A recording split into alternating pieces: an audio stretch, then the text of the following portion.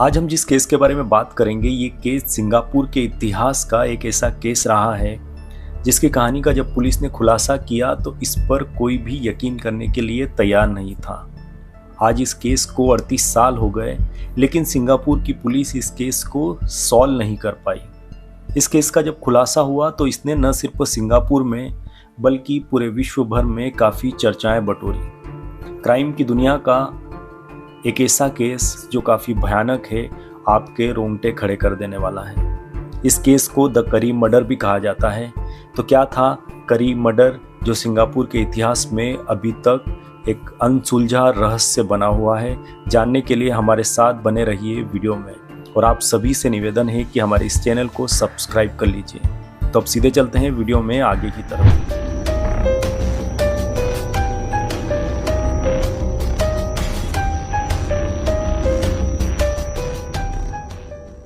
कहानी की शुरुआत होती है भारतीय मूल के एक व्यक्ति से जिसका नाम था अयाकानो मरिथामुथु। वैसे ये भारतीय मूल से था लेकिन इसके पास सिंगापुर की ही नागरिकता थी। इनकी फैमिली कई साल पहले सिंगापुर में जाकर बस जाती है और उसके बाद ये वहीं के हो जाते हैं। 34 साल का अयाकानो सिंगापुर के चांगी में पब्लिक यूटिलिटी बोर्ड में ही केयरटेकर था। इसकी नौकरी काफ़ी अच्छी चल रही थी, मिडिल क्लास फैमिली थी। चांगी में ही ओरचार्ड चर्च के पीछे एक छोटे से घर में ये अपनी फैमिली के साथ रहता था। फैमिली में नागार था, इसकी बीवी जिसकी उम्र 32 साल थी, और साथ में 3 छोटे छोटे बच्चे थे। तो सब कुछ काफ़ी अच्छा चल रहा था। लेकिन 12 दिसंबर 1984 का एक दिन आता है जो इस परिवार के लिए तूफान बनकर आता है। 12 दिसंबर 1984 को एक दिन अचानक अयाकानो कहीं गायब हो जाता है। जब इसे अपनी जॉब से शाम को घर लौट आना था, ये घर पर लौटता नहीं है, तो इसकी बीवी को इसकी फिक्र होने लगती है। रात तक बीवी इसका इंतज़ार करती है लेकिन ये वापस नहीं आया। उसके बाद ही बीवी ने हर जगह तलाश की, इसके दोस्तों से पूछा लेकिन कहीं पर ये मिला नहीं। उसके बाद ही वहीं आसपास इनके रिश्तेदार भी रहते थे, नागार्ता का भाई भी रहता था। उन तक इस बात की खबर दी जाती है और वो भी साथ में ढूंढते हैं। 1-2 दिन बीत जाते हैं, अयाकानो की कहीं कोई खबर नहीं मिलती। उसके बाद ही 5-6 दिन के बाद अयाकानो की जो वाइफ थी वो जूचियाट पुलिस थाना था पास में, वहाँ जाकर इसकी FIR दर्ज कराती है और साथ में कहती है कि अयाकानो घर से ये कहकर गया था कि वो कसिनो जा रहा है जुआ खेलने। लेकिन वो कई दफ़ा ऐसा हुआ है कि वो 5-6 दिन में लौट आया, लेकिन इस बार हमने काफ़ी इंतज़ार किया, वो घर पर आया नहीं। उसके बाद पुलिस इस केस की तफ्तीश करती है, हर जगह पूछताछ करती है, लेकिन कहीं पर अयाकानो की कोई खबर नहीं मिलती। पुलिस अपने जितने भी जो सोर्स थे उन तक भी इस बात की खबर पहुंचाती है, वो लोग भी ढूंढते हैं, लेकिन कहीं से अयाकानो की कोई खबर नहीं, कोई ऐसा सबूत नहीं मिला कि आखिर अयाकानो गया तो गया कहाँ पर। पुलिस अपनी छानबीन करते रहती है, कई महीने बीत जाते हैं, कोई खबर हाथ नहीं लगती, कोई ऐसा सबूत हाथ नहीं लगता जिससे ये पता चले कि अयाकानो कहाँ पर गया। कई महीनों के बाद 1 साल बीत जाता है, 1 के बाद 2, 2 के बाद 3।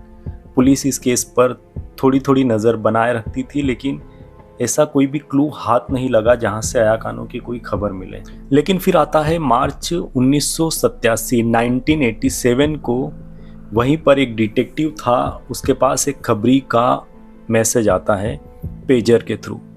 जब ये मैसेज आता है उसके बाद ये खबरी और डिटेक्टिव एक दूसरे के साथ आपस में मिलते हैं कहीं पर।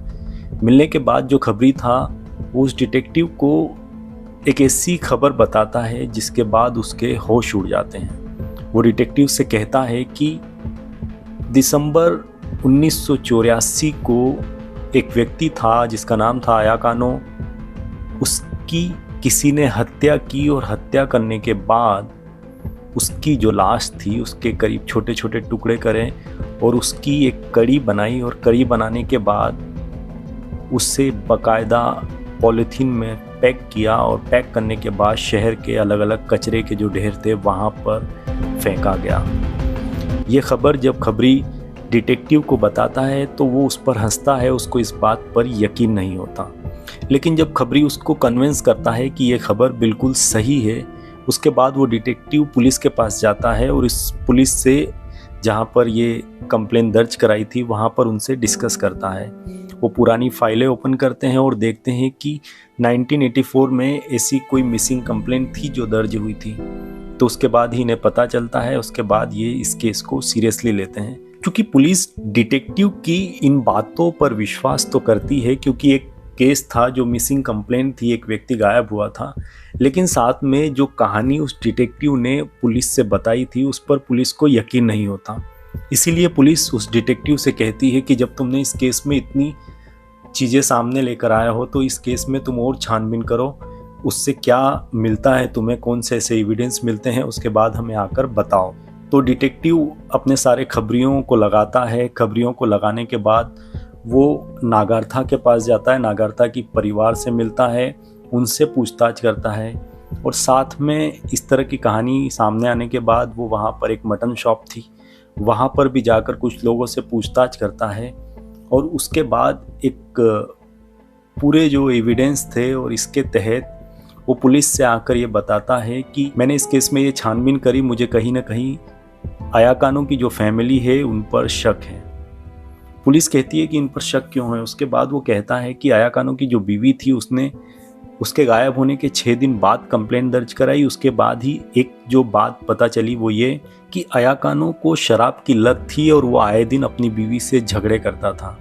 तो ये एक मोटिव हो सकता है कि आया कानो की जो वाइफ थी उन्होंने और उसके जो ससुराल वाले थे उन्होंने मिलकर आया कानो की हत्या करी और इस तरह का काम किया होगा।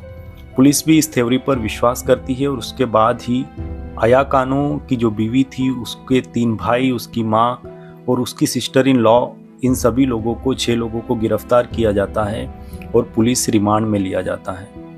उसके बाद ही आया कानो के जो 2 भाई थे वो पुलिस के सामने टूट जाते हैं और ये पूरी कहानी बताते हैं कि 12 दिसंबर को किसी बात को लेकर हमारे बीच झगड़ा हुआ था और हमने आया कानो का कत्ल किया। कत्ल करने के बाद उसकी लाश के छोटे छोटे टुकड़े किए और उसकी एक करी बनाई और शहर के अलग अलग जगहों पर फेंक दिया।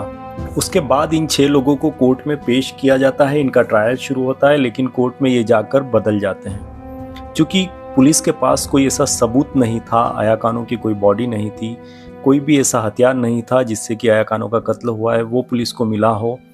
तो ये सब जो एविडेंस थे कोर्ट में पुलिस को पेश करना था, पुलिस पेश नहीं कर पाई। इसके कारण ही 23 मार्च 1987 को ही इन सभी को कोर्ट ने बरी कर दिया, इस कारण कि कोई भी सबूत ऐसा नहीं है जो इनके खिलाफ हो। उसके बाद पुलिस कोर्ट में अपना पक्ष रखती है कि अभी हमारे पास कोई सबूत नहीं है, लेकिन हम इस केस पर काम करेंगे, इसलिए हमको ये जितनी भी जो महिलाएं हैं इन्हें छोड़ दिया जाए, लेकिन जो आया कानो के 3 ब्रदर इन लॉ है उन्हें हम पुलिस रिमांड में रखना चाहते हैं ताकि हम इस केस में कुछ हासिल कर पाएं। तो कोर्ट उसके बाद इन सभी को वहीं पर जेल में भेज देती है और साथ में पुलिस को इस बात की परमिशन देती है। तो ये उसके बाद करीब 4 साल तक जेल में रहते हैं, लेकिन 4 साल के बाद भी पुलिस कोई ऐसे एविडेंस कलेक्ट नहीं कर पाई। उसके बाद 4 साल के बाद इन्हें सभी को बरी कर दिया जाता है। इनके बरी होने के बाद आज इस केस में करीब 38 साल बीत गए, लेकिन पुलिस इस केस को सॉल्व नहीं कर पाई। पुलिस के पास एक कहानी है, लेकिन इस कहानी से रिलेटेड जो सबूत होने चाहिए वो पुलिस कभी कलेक्ट नहीं कर पाई।